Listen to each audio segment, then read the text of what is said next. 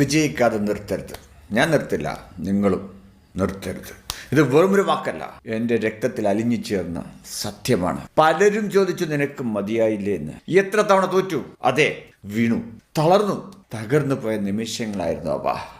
ഓരോ പരാജയങ്ങളും അഗ്നി പരീക്ഷയായിരുന്നു. പക്ഷേ ഞാൻ തിരിഞ്ഞു നടക്കാൻ തയ്യാറായിരുന്നില്ല.